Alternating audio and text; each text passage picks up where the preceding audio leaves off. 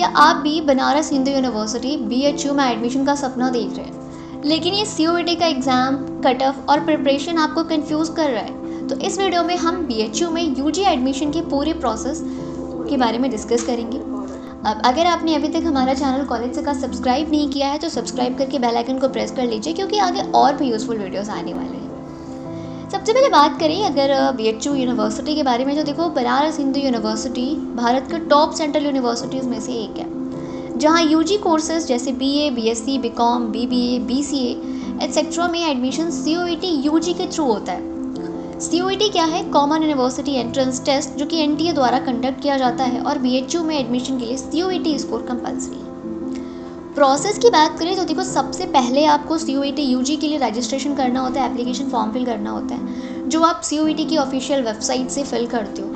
And उस fill करने के बाद आपको एक चीज़ ध्यान रखनी होती है कि अगर BHU यूनिवर्सिटी आप टारगेट कर रहे हो तो BHU यूनिवर्सिटी के लिए जो भी आपने कोर्स लिया, उस कोर्स की जो एलिजिबिलिटी क्राइटेरिया है BHU के अकॉर्डिंग, वो आपको फॉलो करना है, और उसके अकॉर्डिंग ही आपको सब्जेक्ट कॉम्बिनेशंस चूज़ करने हैं, जो भी हम आगे डिस्कस करेंगे किस कोर्स के लिए क्या सब्जेक्ट कॉम्बिनेशंस है और आप कैसे चेक कर सकते हो अपने कोर्स के लिए BHU यूनिवर्सिटी की एलिजिबिलिटी क्राइटेरिया।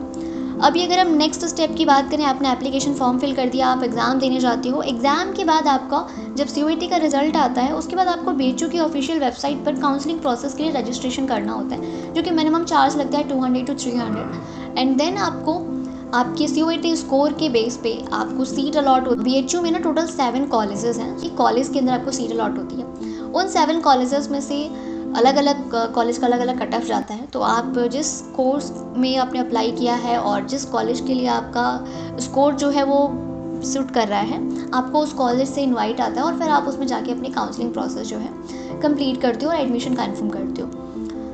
अभी नेक्स्ट हम बात करते हैं अगर कट ऑफ की, तो देखो अगर मैं आपको वन लाइन में बोलूँ तो अगर आप COET के थ्रू BHU में एडमिशन लेना चाहते हो, तो आपको तो BHU में आप एडमिशन लेने के लिए 650 प्लस अगर है आपका, तो आप सेफर जोन में हो। अभी प्रिपरेशन टिप्स की बात करें और एग्ज़ाम पैटर्न की बात करें, सिलेबस की बात करें, तो देखो अगेन COET UG का जो सिलेबस है और एग्ज़ाम पैटर्न है, तो एग्ज़ाम 3 सेक्शन में होता है, जिसमें आपका लैंग्वेज, डोमेन, जनरल एप्टीट्यूड होता है। और सिलेबस आपको ऑलरेडी हमने डिस्कस किया हुआ है सेक्शन वाइज, और प्रिपरेशन टिप्स भी हमने डिस्कस किया हुआ है, तो आप वो वीडियोस फाइंड आउट करके विजिट कर सकते हो, हमारे चैनल पे आपको मिल जाएगा। यहाँ पे आप देख पा रहे हो, मैंने इन्फॉर्मेशन बुलेटिन ओपन किया हुआ है BHU का, UG का, जिसमें आप सबसे पहले कॉलेज की लिस्ट देख रहे हो। 7 कॉलेज हैं, जिसमें से 4 जो हैं आपके ओनली फॉर फीमेल्स हैं, एंड अनदर जो 3 कॉलेज हैं वो कोएड हैं, यानी कि मेल और फीमेल दोनों ही स्टूडेंट्स स्टडी कर सकते हैं वहाँ पे। अभी अगर हम देखें कितनी सीट्स हैं किस कॉलेज में किस कोर्स के लिए, तो वो आप यहाँ पे देख सकते हो कि BA ऑनर्स में जो है किस कॉलेज में कितनी कितनी सीट्स हैं, प्लस यहाँ पे फ़ी स्ट्रक्चर भी आपको मिल जाएगा, ठीक है। तो ये आप चेक कर पाओगे, हर एक कोर्स के लिए यहाँ पे दिया हुआ है, ठीक है। अभी अगर हम नेक्स्ट में देखते हैं एलिजिबिलिटी क्राइटेरिया क्या है। अगर आप BHU यूनिवर्सिटी टारगेट कर रहे हो COET के थ्रू, तो आपको ये एलिजिबिलिटी क्राइटेरिया को भी फॉलो करना होगा, जिसमें आपको अगर आप BA ऑनर्स, और यहाँ पे आपको देखो ये भी लिखा हुआ है कि एलिजिबिलिटी फॉर डिफरेंट कोर्सेज के लिए एलिजिबिलिटी एंड डिफरेंट है, ये चीज़ भी आप ध्यान देना। अभी अगर BA ऑनर्स की मैं बात करूँ, तो देखो इसमें आपका 10+2 कंप्लीट होना चाहिए, 50% आपके मार्क्स होने चाहिए, एंड हाँ, एज की भी यहाँ पे क्राइटेरिया है, 22 ईयर से ज़्यादा आपकी एज नहीं होनी चाहिए, ठीक है।